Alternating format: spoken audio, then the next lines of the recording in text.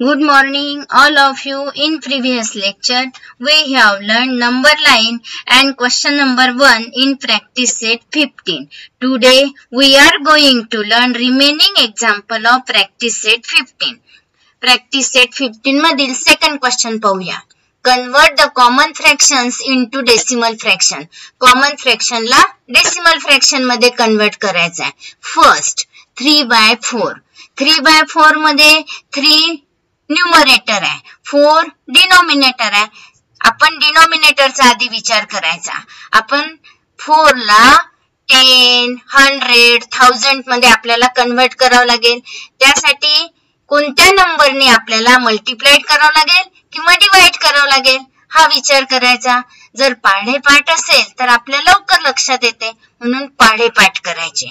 मग 25 4 जा 100.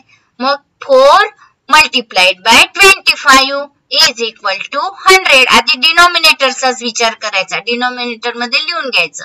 आपला सेकंड रूल काय आहे की ज्या नंबरने आपण डिनोमिनेटरला मल्टिप्लाइड करतो त्याच नंबरने आपल्याला न्यूमरेटरला मल्टिप्लाइड करणे आवश्यक आहे. म्हणून 3 multiplied by 25 is equal to 75.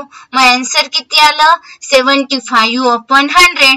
100 मध्ये किती झिरो आहेत? 2 झिरो आहे. म्हणून डेसिमल पॉइंट देताना काय करायचं?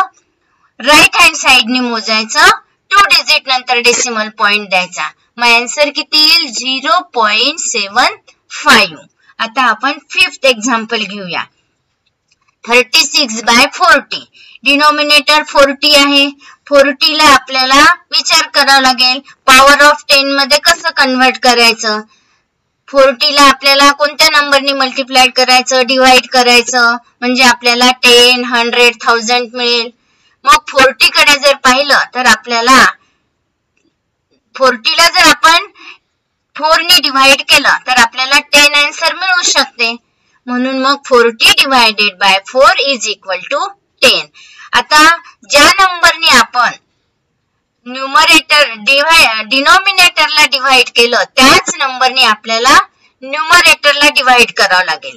36 divided by 4 is equal to 9. Answer किती आलं? 9 upon 10. 10 मध्ये 1 झिरो आहे, म्हणून आन्सर किती येईल? 0.9. आता आपण सेवन्थ एक्झाम्पल घेऊया. 19 upon 200. मग 200 चा विचार करायचा. डिनोमिनेटर मध्ये 200 असल्यामुळे 200 ला आपल्याला कन्वर्ट करावं लागेल पॉवर ऑफ 10 मध्ये. मग आपल्या लक्षात येईल की 2 5 जा 10 होते. मग जर आपण 5 ने 200 ला मल्टिप्लाइड केलं तर आपल्याला 1000 मिळतील. मग 200 multiplied by 5 is equal to 1000. परत आपला सेकंड रूल वापरायचा. डिनोमिनेटरला 5 ने मल्टिप्लाइड केलं, न्यूमरेटरला 5 नेच मल्टिप्लाइड करायचं. 19 multiplied by 5 is equal to 95. मग 95 upon 1000. 1000 मध्ये 3 झिरो आहे. मग आन्सर किती येईल? 0.095. ओके. आणि remaining example as your homework. Third question पाहूया.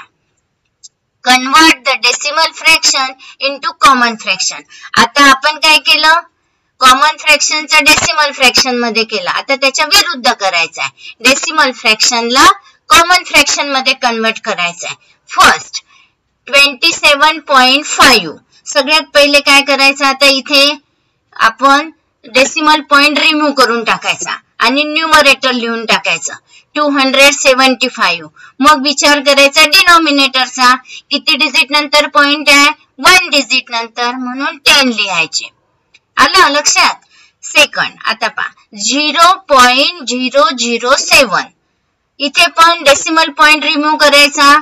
007. आणि आता डिनोमिनेटरचा विचार करायचा. 3 डिजिट नंतर पॉइंट आहे, म्हणून मग डिनोमिनेटर मध्ये किती येईल? 1000. आणि इकडचे 2 झिरो नाही लिहिले तरी चालतात न्यूमरेटर मधले. 7 upon 1000. फिफ्थ एक्झाम्पल पाहूया. 3.12. इथे पण काय करायचं?